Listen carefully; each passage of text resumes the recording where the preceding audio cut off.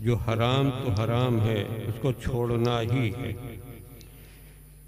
जिस चीज़ में ये शुबहा और शक पैदा हो जाए कि हराम है या हलाल है, उस शुबह वाली चीज़ को भी छोड़ देना, ये तकवा है।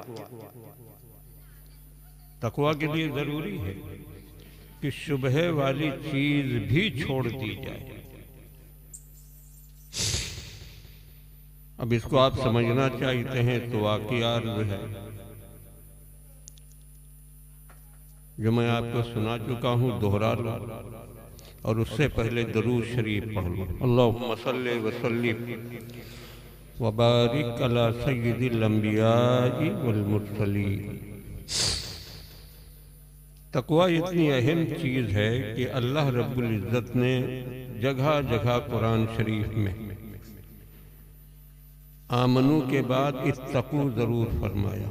या अय्युहल्लज़ीना आमनु इत्तकुल्लाह हक़्क़ तुक़ातिह, या अय्युहल्लज़ीना आमनु इत्तकुल्लाह व कूनू मअस-सादिक़ीन, या अय्युहल्लज़ीना आमनु इत्तकुल्लाह व क़ूलू क़ौलन सदीदा, या अय्युहल्लज़ीना आमनु इत्तकुल्लाह वल तंज़ुर नफ्सुम मा क़द्दमत लिग़द। ईमान वालो, अल्लाह से डरो, यानी तकवा इख्तियार करो। ये हर मोमिन के लिए ज़रूरी है। ये मत समझिएगा कि वली के लिए मुत्तकी होना ज़रूरी है, नहीं, हर मोमिन को मुत्तकी होना चाहिए। मैंने आपको सुनाया होगा हिल्यतुल औलिया में एक बुजुर्ग का वाक़या है जिनका नाम है कहमस। छोटा काफ, छोटा हा, मीम और सीन, कहमस। वो रास्ते से जा रहे थे और उनके पास एक दीनार था, यानी अशरफी, सोने का सिक्का। थोड़ी देर के बाद उनको एहसास हुआ कि वो पॉकेट में नहीं है, गिर गया। तो उसको ढूंढने के लिए वापस पलटे और उस जगह पहुंच गए जहां रास्ते पर उनका दीनार पड़ा हुआ था। तो उठा लेना चाहिए। अब वो ये सोचने लगे कि एक ही दीनार तो गवर्नमेंट ने बनाया नहीं था। जैसे मेरे पास दीनार था, बहुतों के पास है। और फिर इस रास्ते से हम अकेले थोड़े गुजर रहे हैं, बहुत से लोग गुजरे होंगे। हो सकता है किसी और का पैसा गिर गया हो।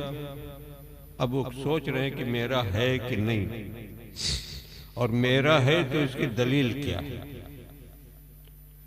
इसी कश्मकश में थोड़ी देर तक वो मुब्तला रहे कि लूं कि न लूं, लूं कि न लूं। ईमान ने फैसला किया कि तुम्हारे होने में, यानी ये दीनार तुम्हारा है, इसके लिए होने में शक पैदा हो गया है। तुम्हारा हो भी सकता है, नहीं भी हो सकता। तो ईमान ने कहा छोड़ दो। वो छोड़ के चले गए। हम और आप क्या करते, उठा लेते हो, जायज था उठा लेना। हम उठा ले तो जायज है। हजरत कहमस ने छोड़ दिया तो ये जायज ही नहीं है, बल्कि ये तकवा है। बुजुर्गों की जिंदगी यही थी कि हर हाल में वो अल्लाह से डरते थे,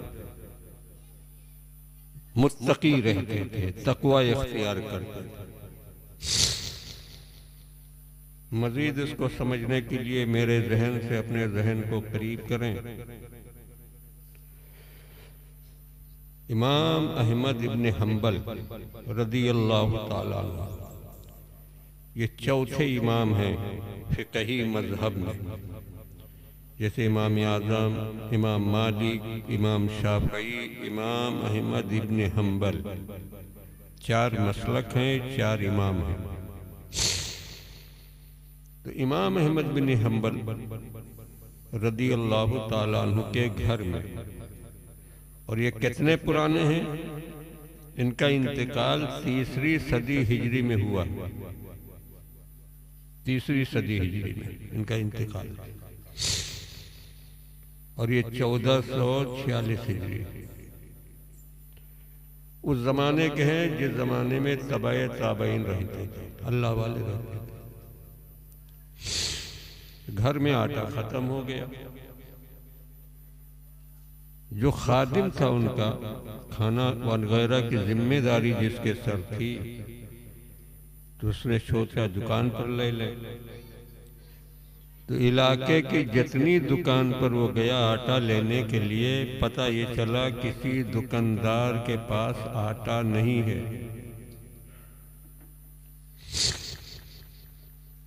वो फिक्रमंद हुआ कि खाने का टाइम होगा तो इमाम साहब को हम रोटी कैसे देंगे।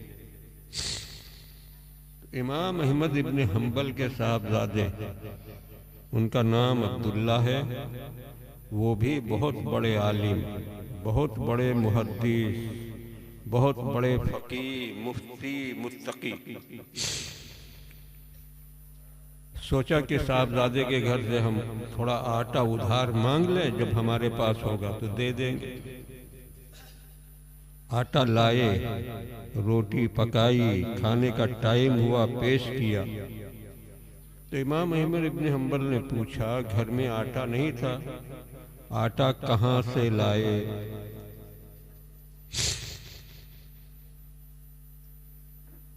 तो क्या उसी दिन आटा खत्म हुआ था घर में, और कभी आटा नहीं खत्म हुआ था?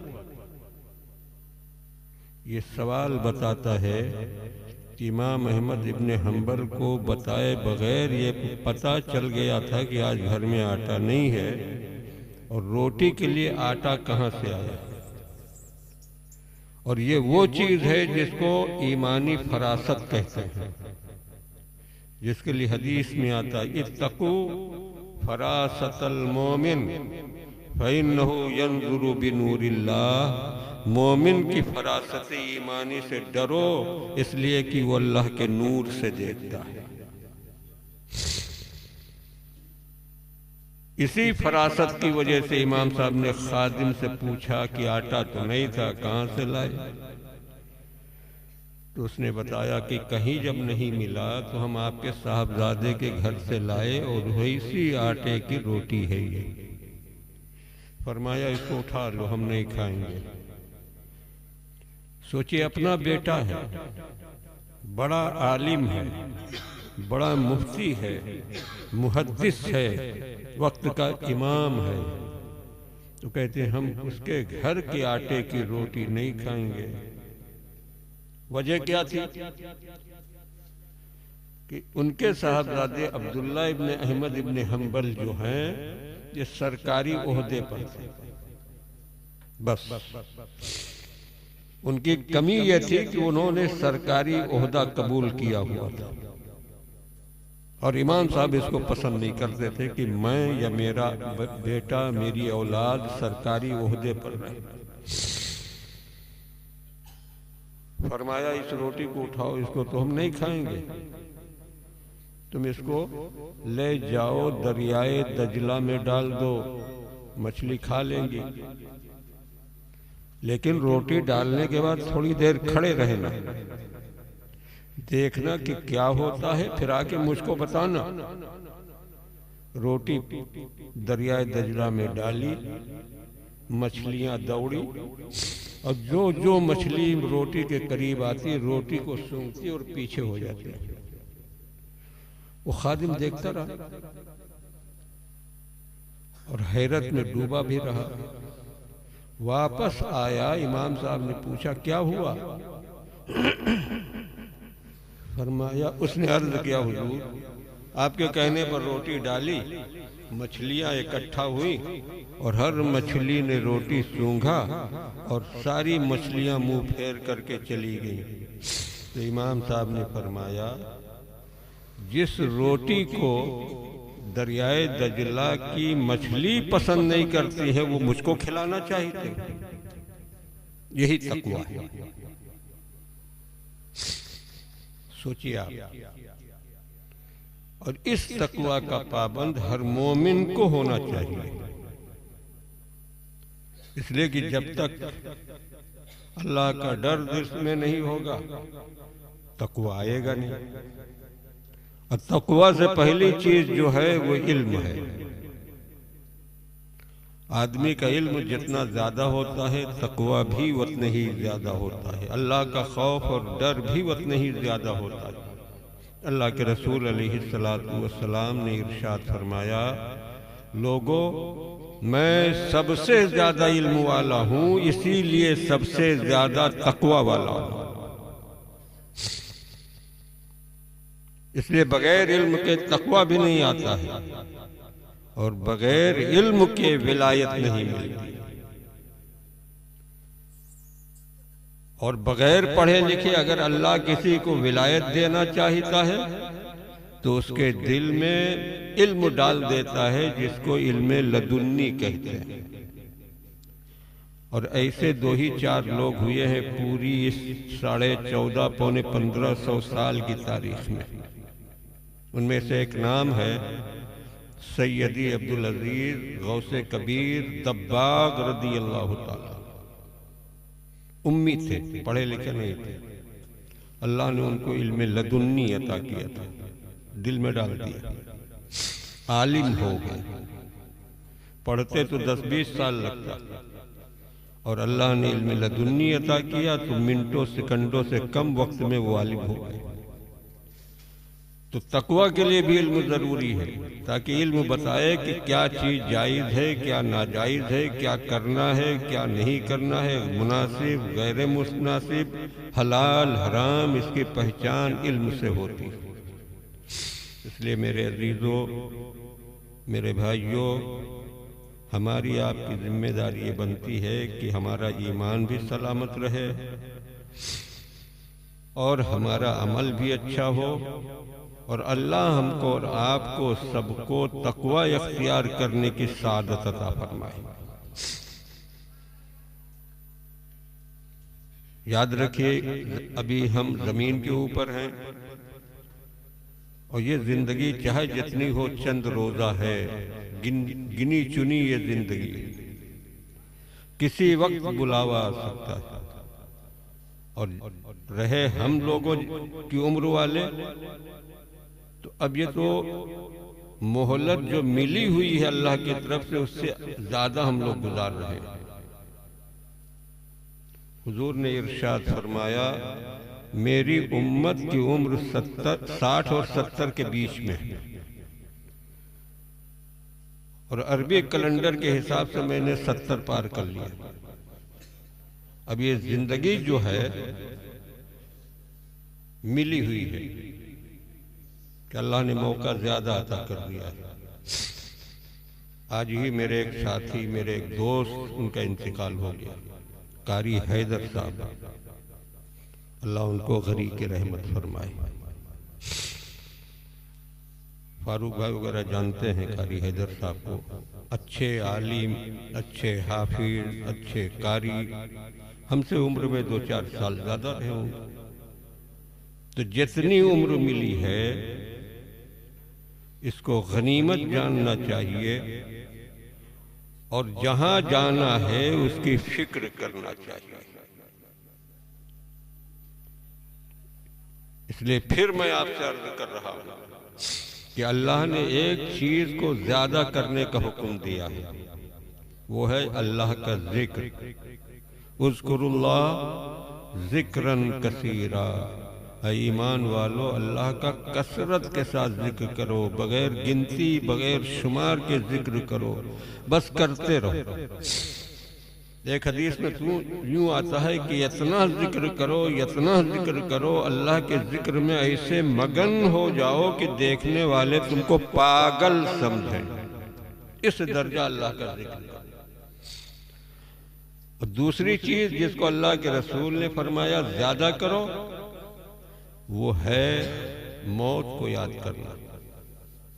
फरमाया अक्सिरो जिक्रा हाज़िमिल लज़्ज़ात यानिल मौत। लज्जतों को तोड़ देने वाली जो चीज मौत है, इसको खूब याद करो, कसरत के साथ याद करो। और कोई बंदा अगर मौत को कसरत के साथ याद करे तो हदीस शरीफ में उसके लिए बशारत है। सवाल हुआ अल्लाह के रसूल अलैहिस्सलातु वस्सलाम से कि कोई बंदा ऐसा है जो जिहाद में न जाए, गज़वे में शामिल न हो, मैदान जंग में न जाए, घर में इंतकाल करे और अल्लाह उसको शहीद का सवाब दे दे। फरमाया हाँ, ये उस आदमी को ये बशारत हासिल होगी, खुशखबरी और ये मनसब, ये मकाम जो रोजाना 20 मरतबा मौत को याद करेगा। इसका ये मतलब ये नहीं है कि आप उंगली पर गिने मौत आएगी, मौत आएगी, मौत आएगी, 20 हो गया, नहीं। इसका मतलब ये है कि आदमी यकसू हो करके बैठे और जो किताबों में पढ़ा है, जो सुना है कि मौत कितनी मुश्किल चीज़ है, कितनी तकलीफ होती है, ईमान के जाने का भी उस वक्त खतरा पैदा हो जाता है, ये सारी तकलीफ को वो सोचे, गौर करे थोड़ी देर के लिए, फिर घंटा आधा घंटे के बाद फिर यही काम वो करे। इस तरीके से 20 मरतबा जब वो अपनी मौत को सोचेगा, याद करेगा और इस पर वो कायम रहेगा, तो चाहे जहां उसका इंतकाल हो, घर में, बाहर, प्लेन, ट्रेन, सफर, हजर, कहीं पर उसका इंतकाल होगा, अल्लाह उस मोमिन को शहादत का सवाब अता करेगा।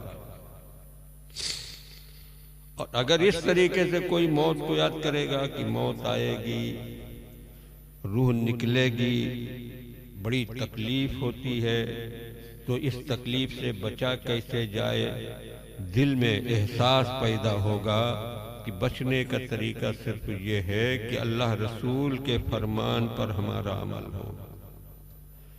तो दिल अल्लाह की तरफ झुकेगा, दिल रसूल की तरफ झुकेगा, बंदे के अंदर सुन्नतो शरीयत की पाबंदी का जज्बा पैदा होगा।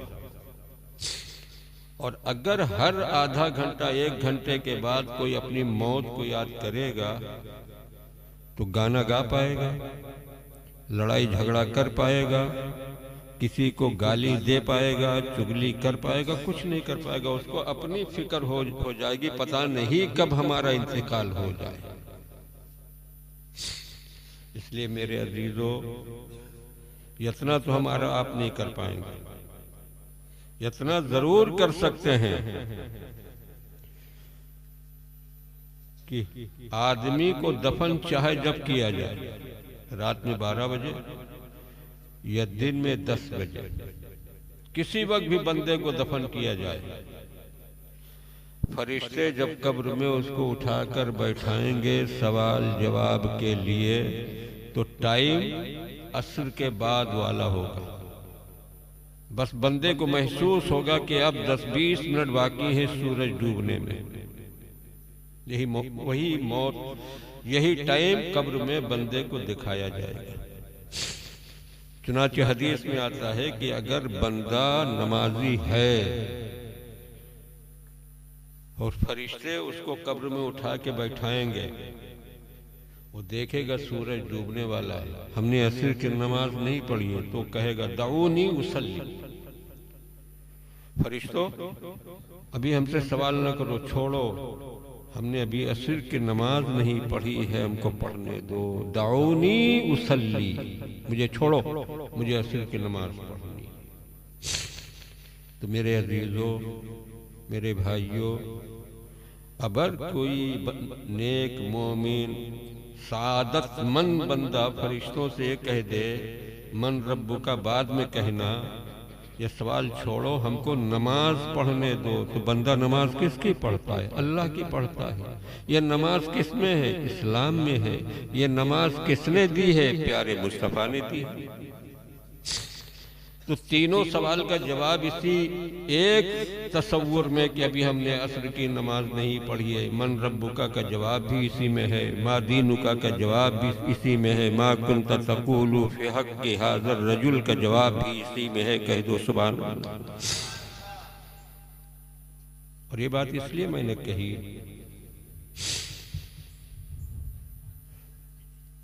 ये रजब शरीफ इसकी 27 तारीख जो गुजरी, 27वीं रात, ये मेराज की रात है। मेराज के ताल्लुक से लोग तकरीरें करते हैं अपने अपने हिसाब से, और मैं ख़ास तौर से किसी उन्वान पर बोलता नहीं हूँ कभी। आपको मालूम है मस्जिद का हमारे मामला, आपको पता ही नहीं चलता है कब ज़िकादा आया, कब सफ़र आया, कब जुमादल उला आया, कब जुमादल उखरा आया। सिर्फ वो रबीउल अव्वल में आपको पता चलता है जब मैं अपना मजमून बदल देता हूँ, वरना रमज़ान और शव्वाल के बीच में सिवाय रबीउल अव्वल के आपको वही सुनना है जो हम सुनाएंगे। हम किसी के उर्स की भी बात नहीं करते हैं कि जितनी देर हम आपसे उर्स का बयान करेंगे उतनी देर में काम की एक बात हम आपसे गुजारिश कर देंगे। और हमारी ये जिम्मेदारी है कि हम अपने सुनने वालों को अल्लाह रसूल की तरफ झुकाएं और कसरत के साथ अल्लाह का जिक्र करें, उसकी रहमतों का जिक्र करें, उसके फजलो करम का जिक्र करें, ताकि बंदे उसकी तरफ झुकें। मैं आपसे अर्ज करना चाहता हूं कि अल्लाह के रसूल अलैहिस्सलाम जब मेराज में गए तो अल्लाह ने कई तोहफे दिए।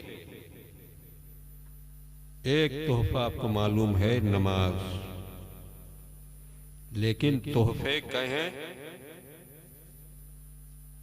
कितने हैं? जोर से और जोर से 3 तोहफे। पहला तोहफा नमाज है,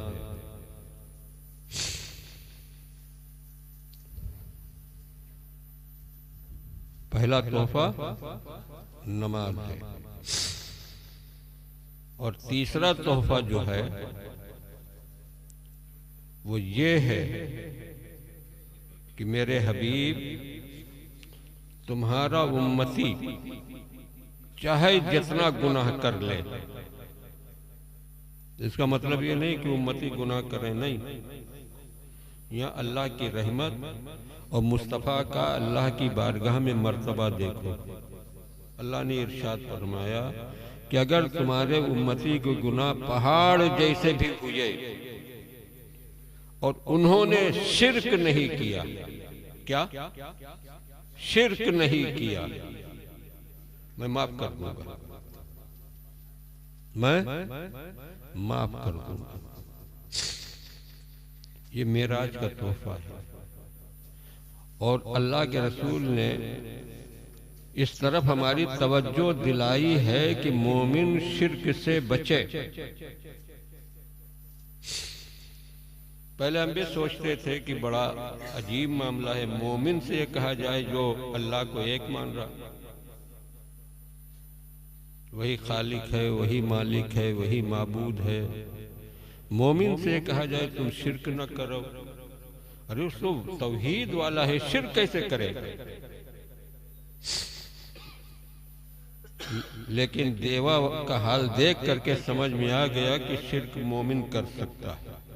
कलमा पढ़ने वाले शिर्क कर सकते हैं। वहां क्या कुछ नहीं हुआ, यूट्यूब ने तो सब कुछ जाहिर कर दिया। इसलिए मेरे अजीजों, हर उस काम से, हर उस बात से बचो जिससे कुफ्र की बू आती हो या शिर्क की बू आती हो।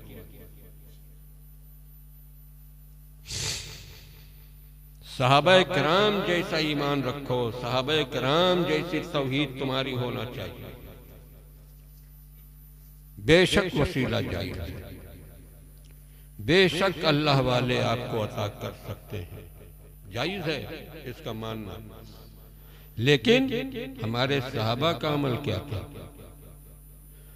कि वो सवारी पर हैं, चाबुक गिर गया, छड़ी गिर गई नीचे, तो किसी से नहीं कहते थे उठा के दो। क्यों? किसी से ये कहना कि ये छड़ी उठा के हमको दो, इसको तौहीद के खिलाफ वो समझते थे। और मैं आपको हदीस सुना चुका हूं मुसन्नफ अब्दुल रज़्ज़ाक की कि हजरत मूसा से अल्लाह ने फरमाया था, मूसा तुम अपनी बकरी का चारा भी मुझसे मांगो। और कपड़ा धोते हुए देहात के लोग पहले लकड़ी के डंडे से उसको कूटा करते थे, कपड़े को साबुन नहीं था, मिट्टी से कपड़े धोए जाते थे और लकड़ी से कपड़ा कूटा जाता था। अल्लाह ने फरमाया मूसा कपड़ा कूटने वाला डंडा भी मुझसे मांगो, अपनी बकरी का चारा भी मुझसे मांगो। इस तरह हमारे ईमान और हमारी तौहीद होना चाहिए। हाँ, जो चीज जायज है मुझको गलत न कहें कि अल्लाह वाले कुछ नहीं कर सकते हैं, अल्लाह वालों को वसीला बनाना शिर्क है, जैसे सल्फियों और गैर मुकल्लिदों का वकीदा, यह गलत है। वसीला जायज है। अल्लाह के महबूब बंदे अल्लाह की अता और अल्लाह की चाहत से वो जो चाहें कर सकते हैं, ये भी सकते हैं। ये सारी चीजें हदीस कुरान से साबित हैं। लेकिन हमारी अपनी ईमानी जिम्मेदारी क्या है कि हमारा ताल्लुक में अल्लाह जो है ये मजबूत से मजबूत तर होता जाए। और उसके लिए जरूरी है कि जितनी चीजें कुफ्र की तरफ ले जाने वाली हो या शिर्क की तरफ ले जाने वाली हो, उनसे दूर रहना चाहिए, बचना चाहिए। जैसे हमने जुमा में एक बात बता दी आपसे कि 18-20 साल पहले कहने वाले ने कहा भाई नमाज पढ़ लिया करो, तो उसने हंस कर जवाब दिया कि हजरत ने तो पढ़ दी, यानी पीर साहब ने पढ़ दी। ये जुमला कुफरिया है। क्या हल्का जाना नमाज। ऐसी चीजों से भी अपने आप को दूर रखना चाहिए और इसे अल्फाज भी जबान से नहीं निकालना चाहिए जो हमको गुनहगार कर दें। और इस किस्म के गुनाहों से बचना है तो अपने दिल दिमाग को कंट्रोल रखना चाहिए और तवज्जो अल्लाह की तरफ रखना चाहिए। और ये तवज्जो इसीलिए अल्लाह के रसूल ने फरमाया था, अल्लाह की इबादत इस तरह करो जैसे तुम अल्लाह को देख रहे हो। अगर तुम अल्लाह को नहीं देख सकते हो और यकीनन नहीं देख सकते हो तो तुम नमाज इस तरह पढ़ो, इबादत इस तरह पढ़ो कि तुम तो नहीं देख रहे हो, तुम्हारा रब तुमको देख रहा है। और यही तसव्वुर जिंदगी गुजारते हुए हम कोई काम करें तो ये तसव्वुर हमारे जहन में रहना चाहिए, कोई देखे कि न देखे अल्लाह देख रहा है। ये चीज जिस दिन हमारे दिल दिमाग में बैठ गई उसी दिन हर बंदे मोमिन मुत्तकी हो जाएगा और तकवा वाला हो जाएगा। अल्लाह की बारगाह में दुआ है कि हमको और आपको सबको तौफीक अमल अता फरमाए। आमीन या रब्बल आलमीन बिजाहिन नबील अमीन सल्लल्लाहु अलैहि व आलिहि व सहबिही अजमाइन।